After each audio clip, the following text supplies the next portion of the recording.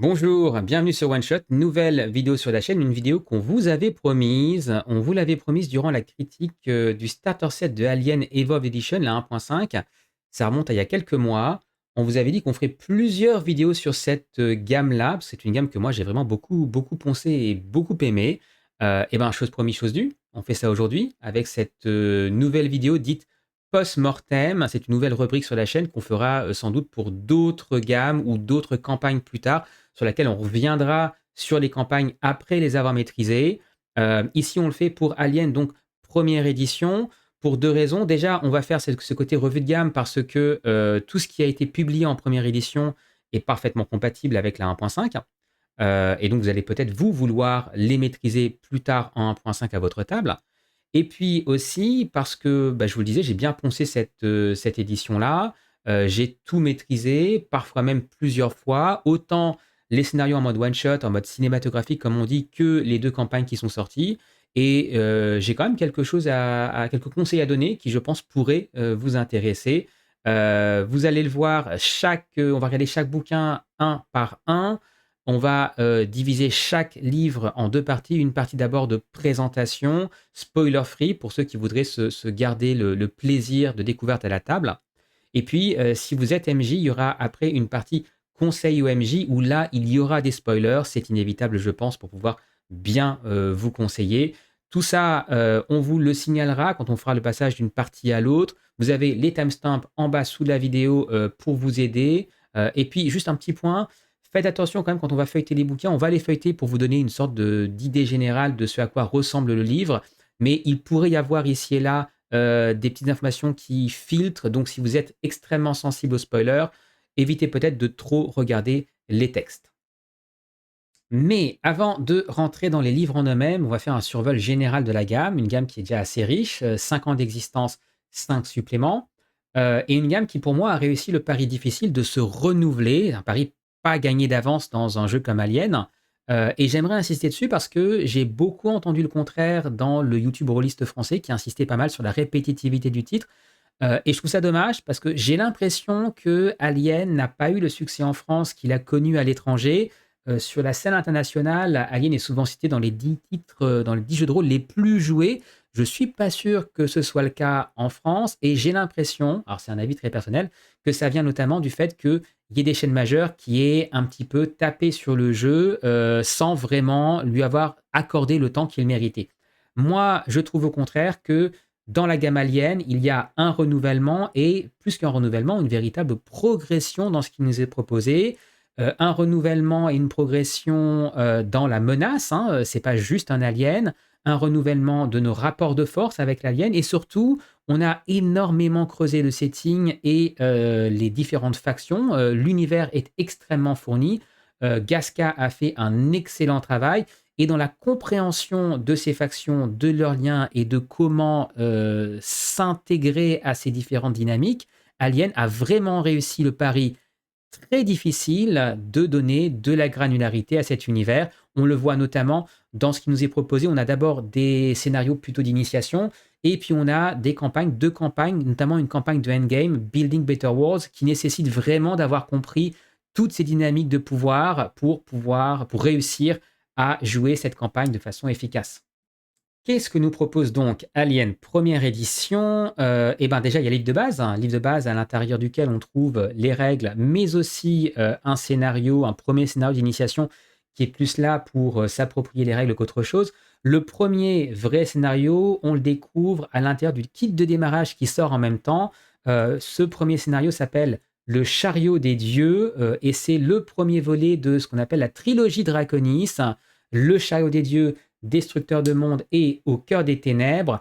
3 scénarios dits cinématographiques. Alors, dans le langage d'Alien, cinématographique, ça veut dire format court. C'est pas forcément du one-shot, hein, ça se joue en 3, 5, 8 sessions, c'est assez costaud. Mais on n'est pas non plus au niveau de la campagne.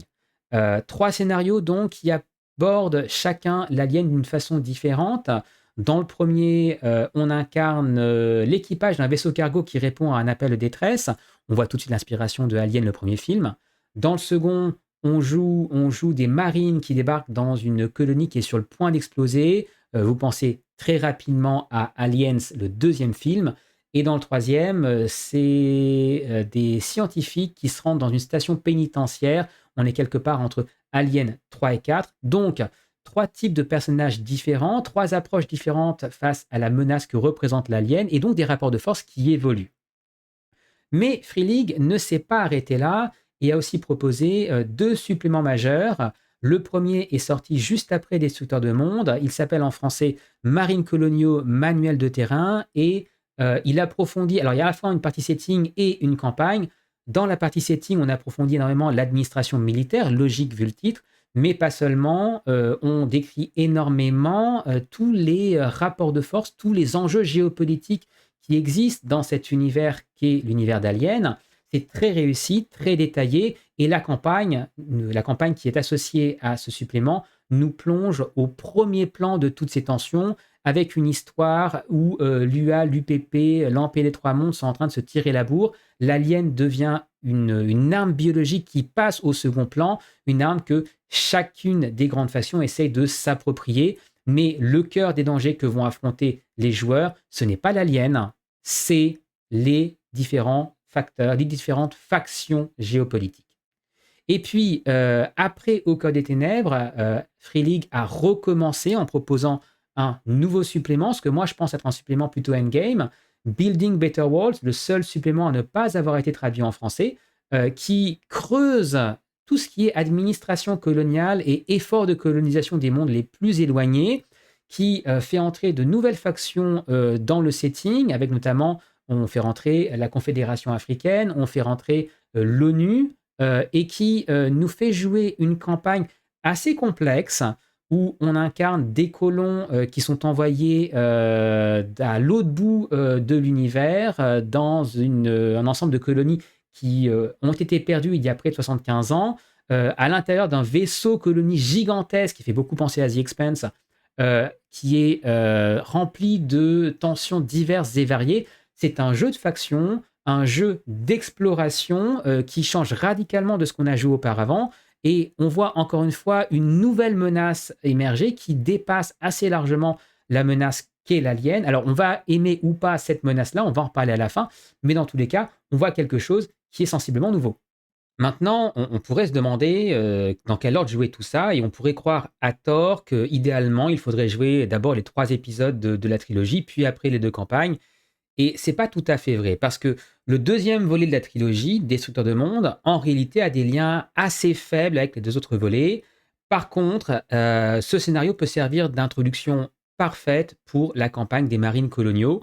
A contrario, il y a des liens qui sont assez forts entre le Chariot des dieux et Au cœur des ténèbres, entre le premier et le troisième volet. Pour jouer le troisième, je pense que c'est important d'avoir en tête ce qui s'est passé dans le premier. Et ce troisième volet, Au cœur des ténèbres, peut amener assez logiquement à la campagne The Lost World, qui est donc le dernier supplément sorti. C'est pour ça que personnellement, moi, je vous recommanderais de jouer d'abord le Chariot des dieux, c'est une excellente introduction, d'enchaîner ensuite avec Au cœur des ténèbres, et puis après, si vous voulez passer en format long, soit vous enchaînez Destructeur de monde et la campagne des Marines coloniaux, soit vous passez directement à Building Better Worlds, mais Building Better Worlds, je l'ai déjà dit plusieurs fois, c'est vraiment une campagne de fin de partie à mon sens. Il faut vraiment maîtriser le setting. Donc si vous voulez tout jouer, je vous recommande très fortement de le garder pour la fin. Et cette fin, elle vaut la peine, mais elle se mérite. Et avant d'y arriver, vous allez sans doute un petit peu galérer le temps de trouver vos repères. Alors, pour vous y aider, j'ai quand même vous donner 2 conseils très généraux qui sont importants pour bien maîtriser Alien. Le premier, c'est vrai dans beaucoup de jeux, mais c'est particulièrement important dans ce cas-là, c'est de clairement identifier avec vos joueurs en amont de la partie le ton et la proposition. C'est important parce qu'il y a quand même des particularités qui sont assez, sinon uniques, en tout cas fondamentales à la façon dont Alien construit ses histoires.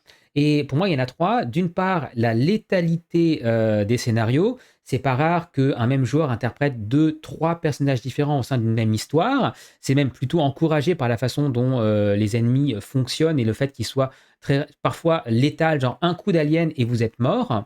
Donc c'est un jeu où plutôt que de construire son personnage petit à petit, on interprète ce qui nous est donné, souvent sur la base de pré-tirés. Le deuxième point, c'est que c'est un jeu où on va plutôt chercher à prendre des risques, à jouer dans une vision cinématographique, comme dans beaucoup de films, si on reste à jouer de façon relativement safe, il ne se passe pas grand-chose d'intéressant. Donc, contrairement à d'autres titres comme Cthulhu par exemple, vous n'allez pas essayer de rester en sécurité, vous allez volontairement vous mettre en danger en sachant très bien que votre personnage va peut-être mourir, mais que de toute façon, votre mort va faire avancer l'histoire et que c'est comme ça que le titre fonctionne. Le troisième point, c'est de comprendre que Alien fonctionne aussi sur une base de PVP. C'est-à-dire que vous n'allez pas forcément prendre des risques uniquement pour aller contre des ennemis joués par le maître du jeu, mais aussi par d'autres joueurs. Et il faut que tout le monde soit assez confortable avec cette idée à la table parce que Alien sans PVP, c'est pas forcément impossible, je l'ai vu, mais je pense qu'on perd quand même une saveur importante du titre. Donc, dans la proposition, identifier la létalité du titre, la prise de risque et le fait que ce soit un jeu basé sur du PVP. C'est vraiment important que tout le monde soit à la même page avant de commencer à jouer. Et puis, deuxième conseil que je pourrais vous donner, c'est de vraiment comprendre comment les scénarios sont construits, parce que je trouve qu'ils sont construits d'une façon extrêmement efficace, mais qui est un petit peu différente de la majorité des jeux de rôle disponibles sur le marché. Pour moi, il y a 3 piliers dans les scénarios Alien. Le premier, c'est justement les agendas. Vous savez sans doute ce que c'est si vous regardez cette vidéo.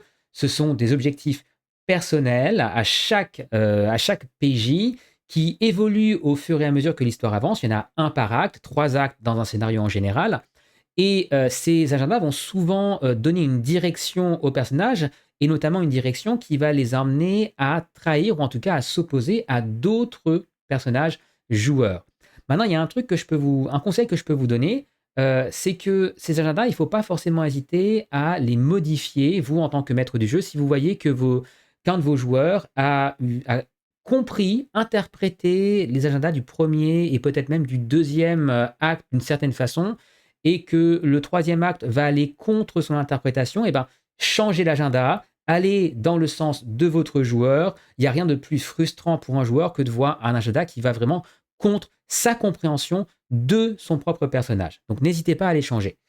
Deuxième pilier des histoires aliens, ce sont les cartes. Et là encore, vous allez me dire, c'est vrai dans n'importe quel jeu de rôle. Et ben, je pense que dans Alien, c'est plus vrai que n'importe où ailleurs, parce que dans Alien, l'histoire est directement sur la carte. Contrairement à d'autres jeux, vous n'avez pas de description scène par scène de ce qui va se passer. Les éléments narratifs sont sur la carte. Les PNJ, on va vous dire que vous ne rencontrez tel PNJ que si vous allez dans telle pièce. Vous allez faire face à telle menace uniquement si vous allez dans tel endroit. Dans tel autre endroit, il va se passer tel événement. Tout ça, ce sont des choses qui sont particulières et vous pouvez très bien ne pas tout rencontrer, ne pas rencontrer tous les PNJ. L'histoire, en première édition, est pensée pour fonctionner même si vous ne rencontrez pas tout, même si vous ne jouez pas tout. D'ailleurs, souvent, vous ne devez pas tout jouer. Ça fait partie de l'agentivité des joueurs que d'aller dans tel ou tel endroit. Et l'histoire, vous allez voir, les blocs vont s'interconnecter les uns les autres, souvent de façon assez logique, même si vous n'avez pas tous les blocs en main. Ce sera particulièrement vrai, par exemple, dans Au cœur des ténèbres, on va en parler tout à l'heure. Et ça, donc, ça fait 2 piliers, et ces 2 piliers-là, ils sont du ressort du joueur. Au final, en tant que maître de jeu, vous avez très peu de contrôle sur ce que vont faire les joueurs. C'est un véritable exemple pour moi d'agentivité dans un jeu de rôle.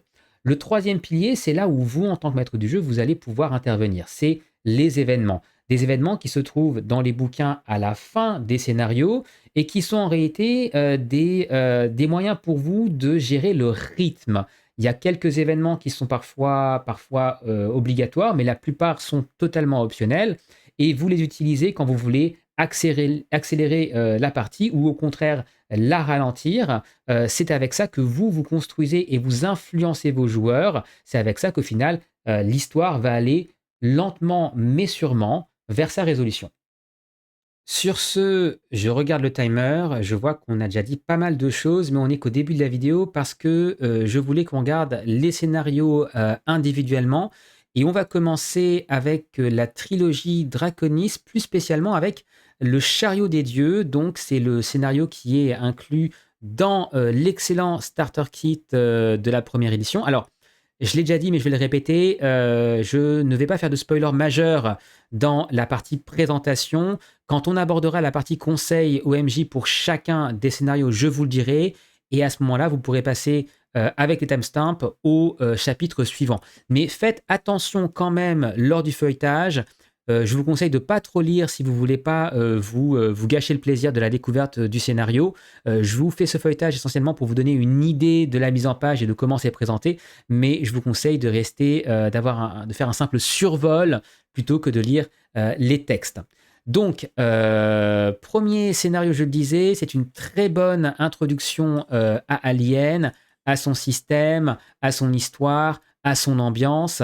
C'est une histoire en huis clos. Ici, vous allez vous réveiller, vous êtes l'équipage d'un vaisseau cargo qui s'appelle l'USCSS Montero.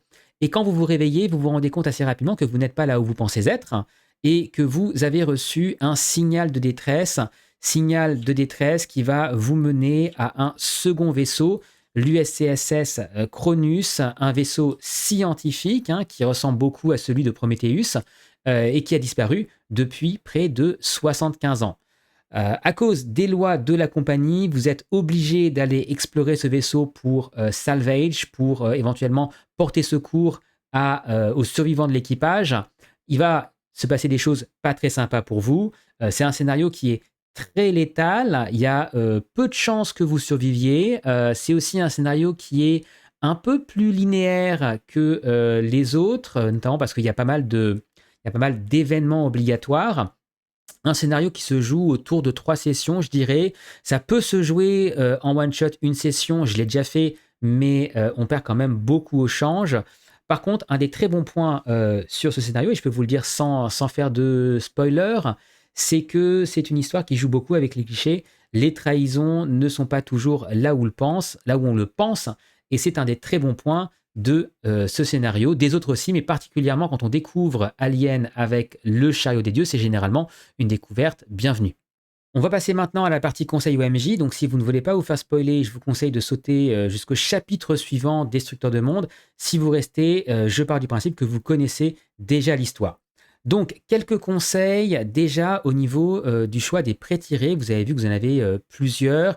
Et si vous les avez lus, vous avez dû remarquer qu'il y en a 2 qui sortent du lot. Lucas, d'une part, qui est un androïde secret qu'on donne aléatoirement à l'un des joueurs, et Wilson, qui est donc l'agent de la compagnie, agent qui, assez logiquement, va jouer contre l'intérêt de la plupart des joueurs. Ce sont 2 personnages qui vont potentiellement trahir, qui sont donc importants, qui sont moteurs de l'histoire et qu'il vaut mieux donner à des joueurs expérimentés. Mais plus que ça, un truc que je vous recommanderais de faire, c'est peut-être d'en garder un de côté et de le distribuer après la première mort. Donc on donne un pré-tiré plutôt simple à jouer au début de la partie, et quand ce pré-tiré meurt, à ce moment-là, on donne un personnage qui trahit, on a compris comment ça fonctionnait, et donc on est un peu plus à l'aise avec la trahison.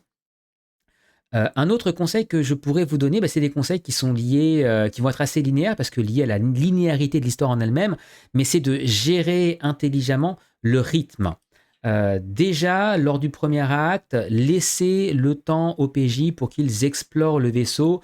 Le premier acte est toujours plus long que le reste. C'est pas rare qu'il fasse 50 ou 60% du temps de jeu, sachant que le troisième acte va souvent être très rapide. Donc, laissez aux joueurs le temps d'explorer le vaisseau, et puis accélérer d'un coup à la fin du premier acte avec l'activation de l'ordinateur de bord, le réveil des passagers du Cronus et l'apparition du premier Bloodburster. Un autre point auquel il faut faire attention, c'est le vaisseau, le Montero. Les joueurs vont assez facilement être tentés de retourner sur le Montero. Je vous conseille de faire exploser le vaisseau assez rapidement. C'est un événement qui intervient en cours d'acte 2 d'après le bouquin. Moi, je le fais souvent exploser en même temps que la fin de l'acte 1, en même temps que l'apparition du Bloodburster. Ça rajoute à la panique générale, ça oblige l'équipe à se séparer, et ça amène assez facilement à un mort, soit à la personne qui va essayer d'éloigner le Montero, soit à une personne qui est restée à côté du Bloodburster, et qui donc, les joueurs étant moins nombreux, il y a forcément plus de dégâts. Ça amène un mort, et donc ça permet de donner plus facilement le personnage pré-tiré que vous avez gardé de côté, Lucas ou Wilson par exemple. Autre point auquel vous devriez faire attention, ce sont les combinaisons spatiales qui, si les joueurs les conservent lors du deuxième acte, voire du troisième acte, ça retire une bonne partie des risques que les joueurs vont être amenés à courir, notamment tout ce qui est sport et contamination, notamment tout ce qui est l'enjeu du vaccin. Donc, bien sûr, il y a la mécanique d'attrition avec les ressources d'air, mais souvent, par expérience, je trouve qu'on n'arrive pas à la fin des ressources, sauf à faire énormément de jets. Donc, moi, j'ai souvent mis en place une petite règle maison, une règle qui ne sont pas dans le livre de base, mais qui fonctionne assez bien pour ce scénario. C'est que quand on porte la combinaison spatiale, je donne un malus de -2 à tous les jets basés sur l'agilité. Ça fait comprendre aux joueurs qu'ils n'ont pas intérêt à garder la combinaison trop longtemps. Je la mets souvent en scène assez lourdement lors du premier acte, lors de l'exploration, pour leur faire comprendre qu'ils ne sont pas très à l'aise avec la combinaison et ça les encourage à l'abandonner pour l'acte 2. S'ils ne le font pas, n'hésitez pas à leur en parler ouvertement, à leur dire que Alien est un jeu dans lequel on prend des risques et que même si garder la combinaison est certes la chose logique à faire, c'est narrativement un peu bizarre quand les passagers, quand l'équipage du Cronus n'en a pas et que ceux du Montero gardent la leur. C'est un petit peu étrange, ça peut faire monter les tensions. Ça devrait les convaincre de l'enlever, voire de la mettre de côté pour la réenfiler plus tard. Après, tout ça s'enchaîne assez vite, hein, le choix cornélien du vaccin, l'horreur avec l'alien inarrêtable, un des joueurs qui va sans doute vouloir faire exploser le vaisseau ou alors s'échapper tout seul. Il y a de fortes chances que tout le monde meure, mais moi je vous conseille quand même de donner une chance à au moins un ou deux PJ de s'en sortir, par exemple en télégraphant l'escape pod qui est dans la corporate suite. Idéalement même, mettez deux PJ face à cet escape pod à place unique et faites-les s'entretuer pour savoir qui va survivre. Avoir un survivant, ça rappelle beaucoup Alien 1 et donc ça encourage à laisser ce fameux message à la fin du scénario qui est une expérience en soi. Globalement, c'est un très bon scénario, je vous l'ai dit, qui permet bien de découvrir et de comprendre le jeu et qui souvent donne envie de continuer sur le reste de la gamme. Et justement, on va continuer avec Destructeur de Monde, le deuxième volet de la trilogie. Je ne vous cache pas que c'est mon scénario préféré dans tout ce qui est sorti en première édition. Je l'ai déjà mentionné, mais c'est un scénario qui a en réalité assez peu de lien avec le chariot des dieux, mis à part l'existence du vaccin en lui-même. Vous pourriez très bien choisir de jouer ce scénario sans avoir fait le premier, surtout si vous voulez une expérience qui est un peu plus longue. C'est un des principaux points forts de cette histoire. C'est que là où le chariot des dieux se jouait en 2 à 4 sessions, ici on est plus sur du 5 à 8. Il est très flexible, mais il est aussi plus long parce qu'il y a pas mal d'endroits à visiter dans cette colonie, avec pas mal de scènes marquantes qui souvent mettent la pression sur les joueurs. Vous incarnez donc des Marines qui sont envoyés sur une colonie placée sur une lune de glace où 4 Marines ont décidé de prendre la fuite en dérobant une mystérieuse arme biologique. Je vous laisse deviner quoi. Et forcément, l'administration a décidé de mettre toute la colonie en quarantaine en attendant que vous mettiez la main sur ces déserteurs. Les choses se passent pas très bien parce que cette colonie était déjà plutôt décadente. Beaucoup de colons veulent prendre la fuite, veulent notamment s'échapper par le spaceport. L'administration les en empêche. Tout est explosif dans cette colonie, au sens propre comme au figuré, et vous allez devoir jouer et avec les déserteurs et avec les colons et forcément quelques résistants ici et là, et naturellement la pression d'un alien. Vous allez voir que dans cette colonie, il se passe des choses aussi, il y a peut-être des expériences qui sont faites ici et là.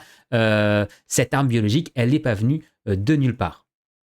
Maintenant, pour ce qui est des conseils de maîtrise avec spoiler, donc rappelez-vous, passez au chapitre suivant si vous ne voulez pas vous faire spoiler.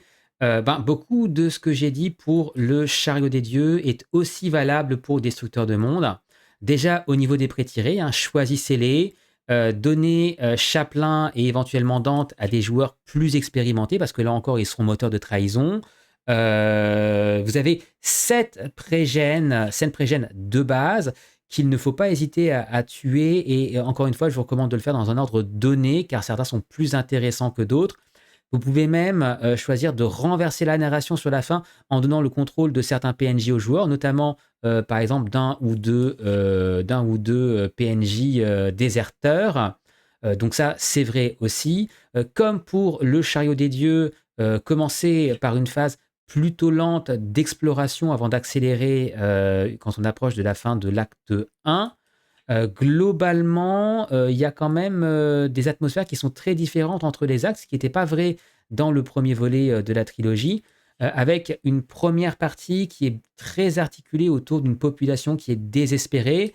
La scène au port spatial, normalement, doit être assez marquante et puis il y a d'autres scènes qui sont parfois, peut-être, facultatives, mais qui apportent beaucoup. Notamment, moi, je fais, la prise en otage, j'utilise beaucoup la prise en otage, des PJ par les résistants. Et quand on approche de la fin de l'acte 1, juste avant le bombardement, ça veut dire qu'ils sont faits prisonniers, ils n'ont plus leur matériel ils vont devoir essayer de s'échapper par eux-mêmes. Et c'est dans leur tentative de fuite que je fais intervenir le bombardement et un peu derrière l'arrivée des Davidovich. Souvent, ça leur met la pression.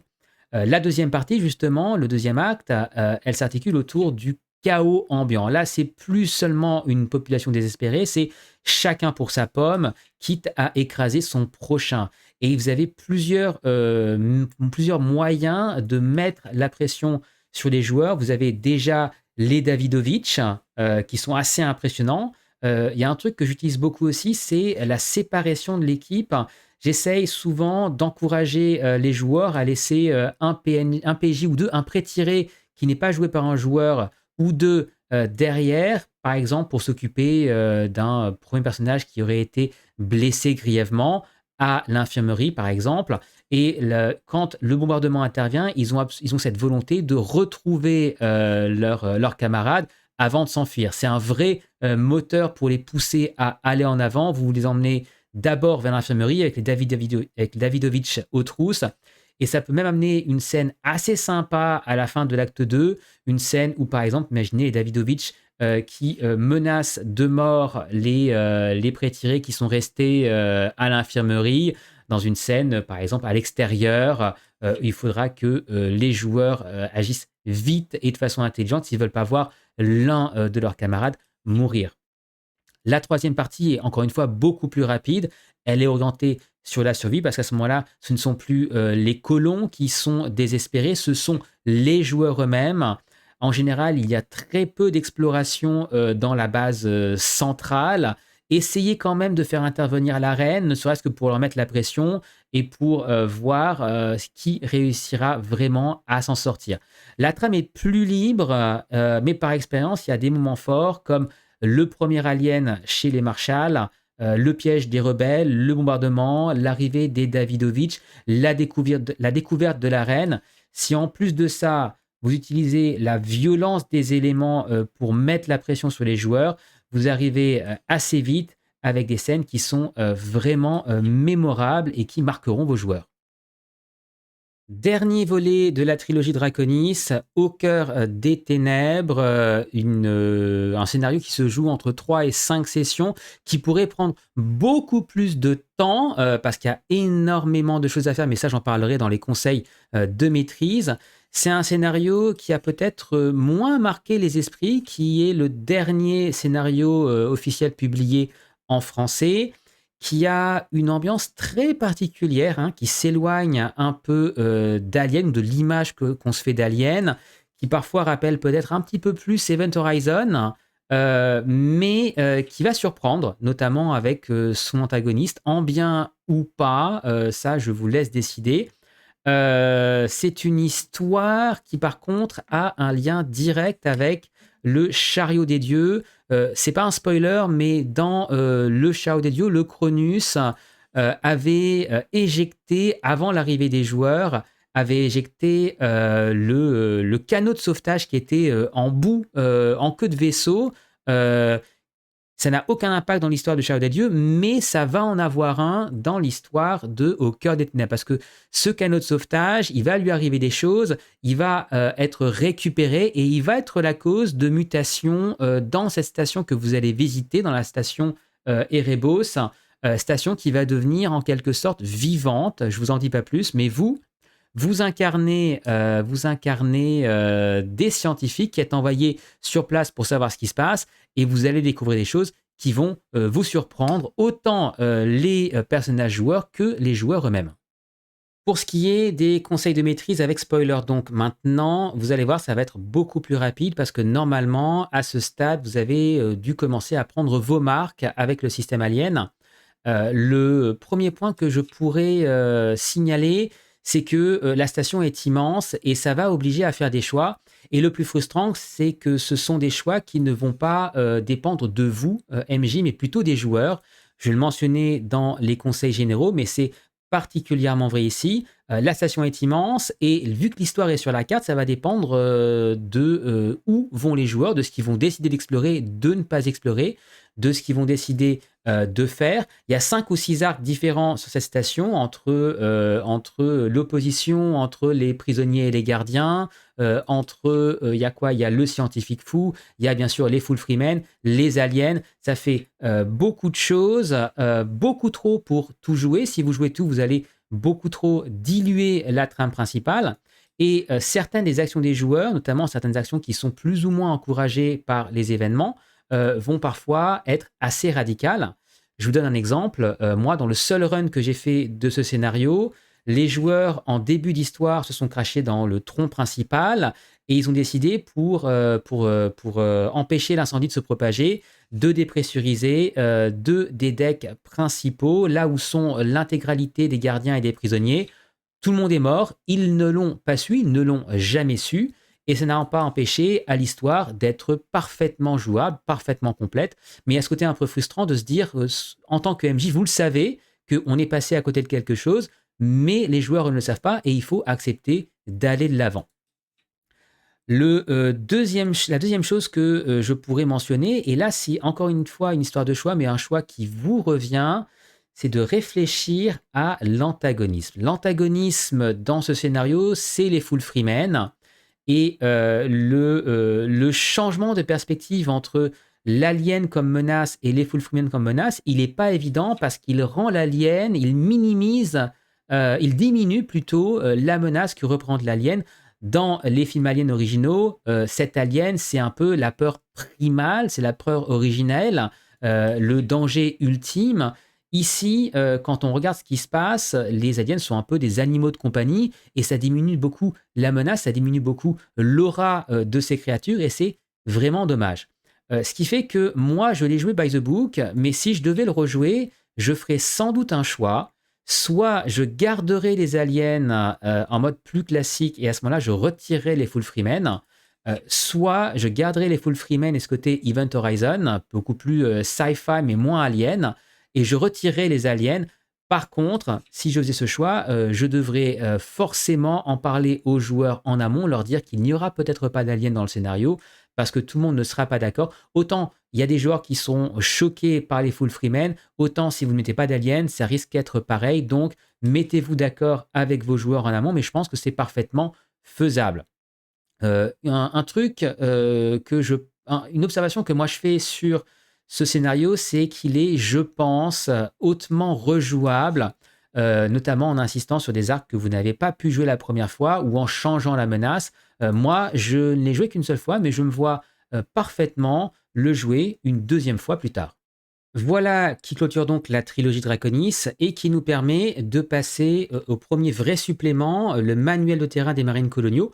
Un vrai supplément, je le disais, parce que il y a non seulement une campagne de 7 scénarios, mais aussi tout un tas d'explications supplémentaires sur l'histoire militaire et les enjeux géopolitiques dans l'univers d'Alien.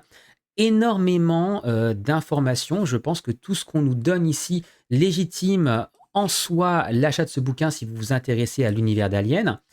On a beaucoup d'informations sur l'histoire militaire, je le disais, les différents bataillons des différentes factions, le matériel militaire, les armes, les véhicules, tout ça, les systèmes de grade, de promotion, d'entraînement, une grosse partie aussi historique, une partie historique qui est toujours aussi effrayante de réalisme parce que même si on est dans un univers lointain, dans une chronologie lointaine plutôt, on se dit que ça pourrait réellement arriver dans les termes qui sont définis ici et dans le livre de base.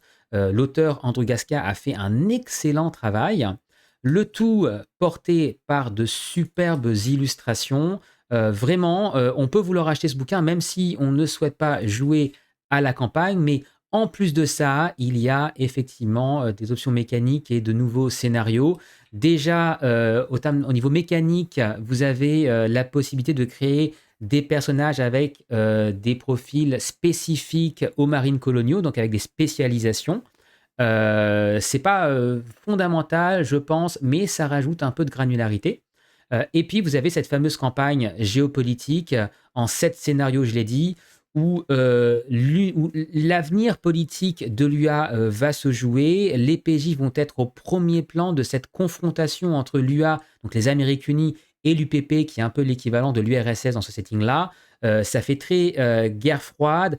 Tout ça se passe sur fond de mystérieux bombardements qui ont lieu en zone frontalière. Ce sont les événements que vous avez joués dans Destructeur de Monde. C'est pour ça que Destructeur de Monde est une excellente introduction à cette campagne-là.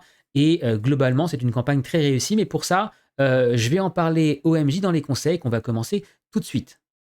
Conseil OMJ avec spoiler, donc, eh ben, le premier point, déjà, c'est un truc que je vous dirais aussi pour Building Better Worlds, c'est de fortement développer la vie à bord du vaisseau des joueurs, le Tambitam ici, par exemple en utilisant les PNJ qu'on vous donne pour créer une unité rivale, d'y installer au milieu de la campagne ou au tiers environ, au premier tiers, un laboratoire de recherche Weyland-Yutani, de faire monter les PJ en grade et en responsabilité, de leur faire tisser des liens avec le personnel logistique qui est à bord du vaisseau.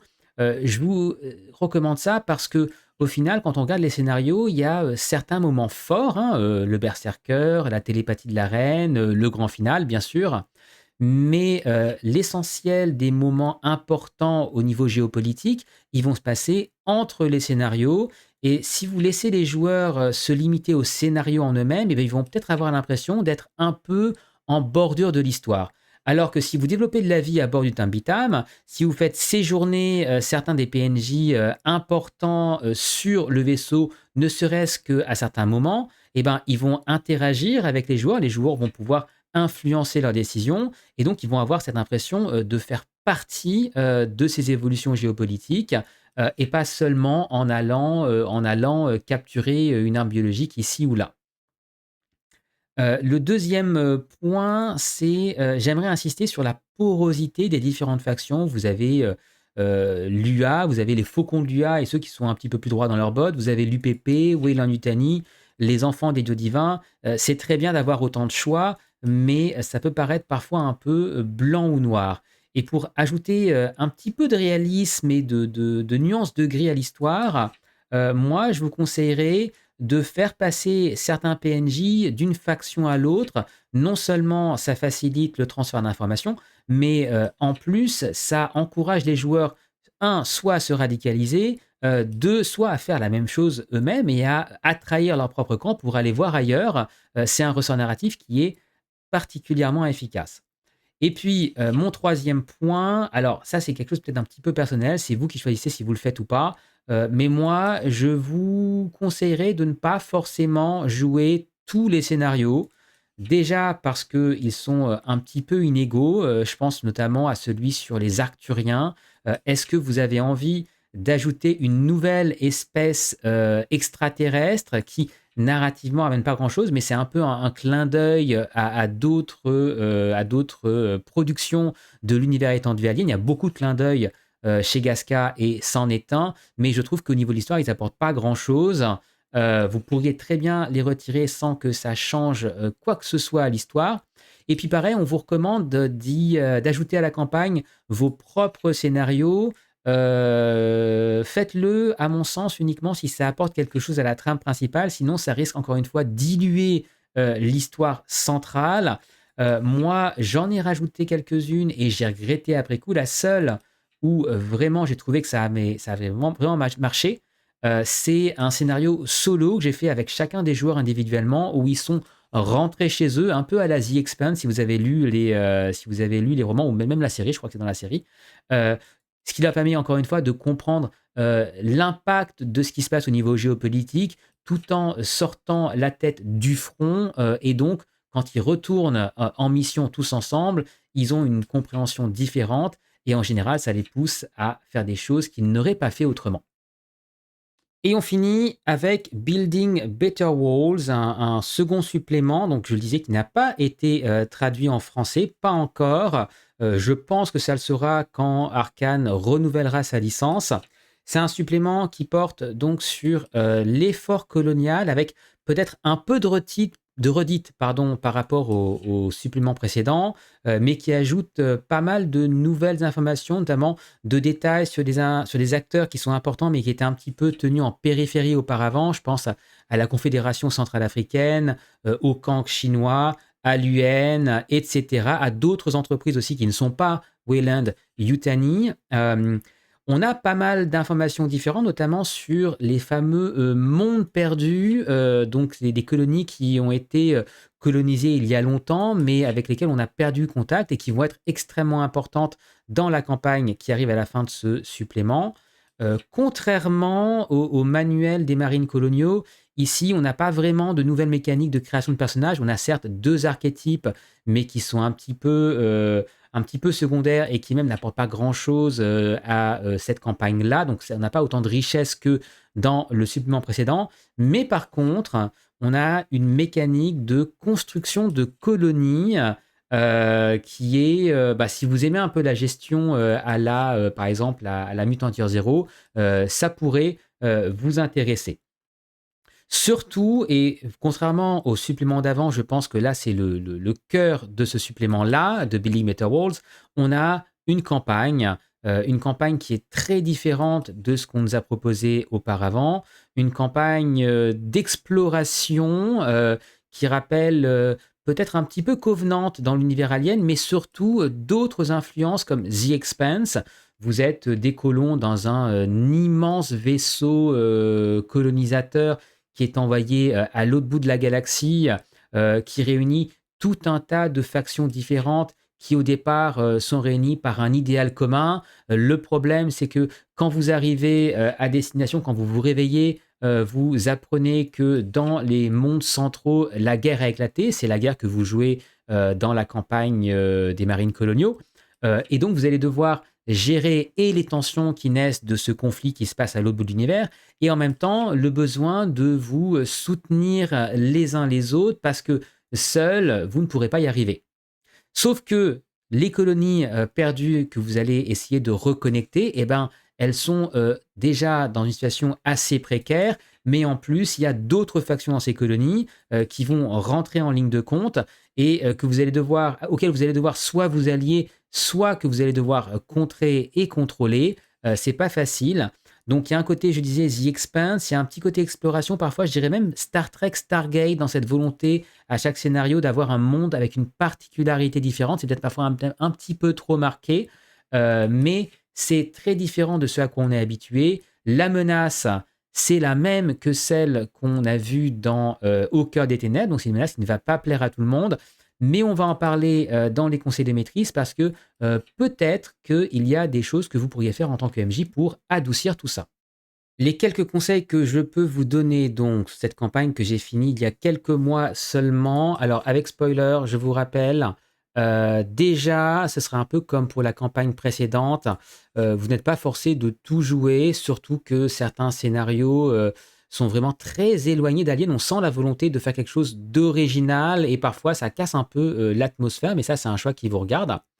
Moi je sais que si je rejouais la campagne, je ne jouerais que 5 des 7 scénarios. Par contre, comme pour la campagne précédente, encore une fois, je vous encourage à beaucoup insister sur les différentes factions et sur la vie à bord du vaisseau colonie, le Yanla. Très important ici pour préparer la bataille finale et pour donner les moyens aux joueurs de prévaloir dans cette bataille. Je le disais, je l'ai dit plusieurs fois, c'est une campagne que moi je considère plutôt comme endgame, en ceci qu'il y a pas mal de factions qui sont en réalité dépendantes des factions principales. Je pense que vous n'êtes pas obligé de toutes les faire intervenir, mais ça va demander, quoi qu'il arrive, aux joueurs soit de très bien connaître l'univers, et donc idéalement d'avoir joué la campagne des marines coloniaux, soit d'être prêt à s'investir pour être capable d'apprendre à connaître et à jongler entre les différentes factions. Ce jeu de factions, c'est un des points les plus intéressants dans cette campagne, mais ça demande de comprendre leurs différences, leurs intérêts et comment peut-être passer de l'une à l'autre. Je ne vais pas m'étendre sur la colonie que vous allez mettre en place. Moi, j'ai trouvé ça un petit peu dispensable. Je l'ai fait, mais je ne le referai pas si je jouais la campagne une deuxième fois. Par contre, ce que j'ai trouvé très pratique, ce sont les méta-events qui permettent vraiment, encore une fois, de rythmer et de développer le scénario tel que vous le souhaitez. Euh, Par contre, je trouve qu'il y a pas mal de petits points dans l'histoire principale qui sont un petit peu confus. Il y a peut-être un petit peu trop de factions, je le disais, mais surtout, il y a des factions qui sont amenées d'une façon un petit peu étrange. Il y a des modifications possibles, je pense. Alors, je pourrais parler des full freemen. Moi, je ne vous cache pas qu'en réalité, j'ai retiré les full freemen et j'ai créé un empereur plutôt, une sorte de méga reine avec un alien qui fait la taille d'un vaisseau spatial. Mais ça, c'était ma façon à moi de mettre de côté les full freemen. Par contre, dans des modifications qui sont beaucoup plus réalistes et peut-être beaucoup plus consensuelles, il y a le fait, par exemple, que l'UPP a envoyé un vaisseau au préalable. Eh ben, tout simplement, plutôt que de l'envoyer avant les joueurs, vous pouvez très bien juste faire disparaître un des 4 SEV, donc un des 4 vaisseaux scientifiques comme celui des joueurs, euh, au principe que vous ne savez pas ce qu'il est devenu, alors qu'en fait, il a juste été détourné par des membres de l'UPP. Ça colle avec ce qui se passe, avec le fait qu'il y a des troupes commando UPP dans les soutes du vaisseau colonie, du Yanla. Il n'y a pas besoin de rajouter autant de complexité. Pareil, soit vous choisissez la scission avec l'Empire des Trois Mondes, soit vous choisissez l'UPP, mais je pense que vous n'avez pas besoin de tout jouer. C'est quelque chose qui n'est pas toujours expliqué dans Alien, mais on compte sur votre intelligence pour faire des choix.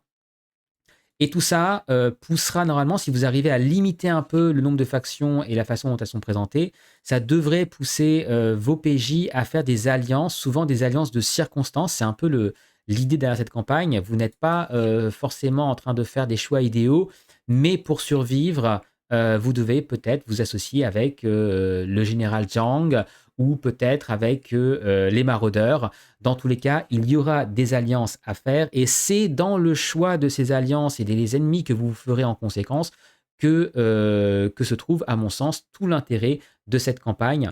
La scène finale pour la bataille pour le Yanla est vraiment impressionnante.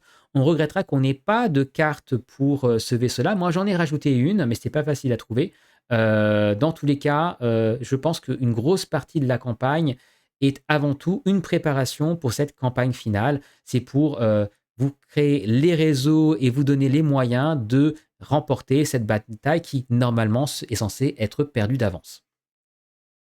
Voilà ce que moi j'avais à dire sur la gamme Alien première édition, une gamme que je trouve donc très cohérente, hein, qui a un début et une fin, qui apporte tout un tas de propositions différentes. Une gamme qui, c'est vrai, reste quand même très axée sur les aliens. Je suis raccord avec les gens qui pensent que c'est un petit peu répétitif, sur ce point-là en tout cas. Mais vous voyez qu'il y a toujours des approches différentes jusqu'à maintenant. Je ne suis pas sûr qu'on arrive à renouveler les approches avec la deuxième édition, qui est, il faut le reconnaître, beaucoup moins ambitieuse, hein. Mais ça, pour le comprendre, je vous renvoie à la vidéo que j'ai fait sur le starter set. Dans tous les cas, cette répétitivité due à la présence des aliens, on s'en éloigne beaucoup quand on regarde les scénarios non officiels. Il y en a des centaines, je ne vais pas dire des milliers, mais peut-être pas loin. Vous en trouvez beaucoup sur Discord et là, ça, aborde tout un tas de sujets différents. Les androïdes, vous avez, des scénarios aliens qui sont inspirés d'autres films horrifiques. Certains de ces scénarios frôlent la qualité, Free League, qui a été une très bonne école et peut-être qu'un jour on fera une vidéo pour parler de ces scénarios-là. On va peut-être s'arrêter là pour l'instant, la vidéo est suffisamment longue. Mais j'espère vous avoir convaincu que Alien a beaucoup plus à vous offrir que ce qu'on entend parfois sur YouTube. Et n'oubliez pas que tout est compatible avec la deuxième édition. Dès que ça reviendra sur le marché, vous pourriez très bien acheter ces suppléments et les jouer en deuxième si vous décidez de leur donner une chance. Voilà, je vais m'arrêter là. Merci d'avoir suivi la vidéo si vous êtes arrivé jusqu'au bout. Et je vous dis à très bientôt pour une prochaine vidéo sur One Shot.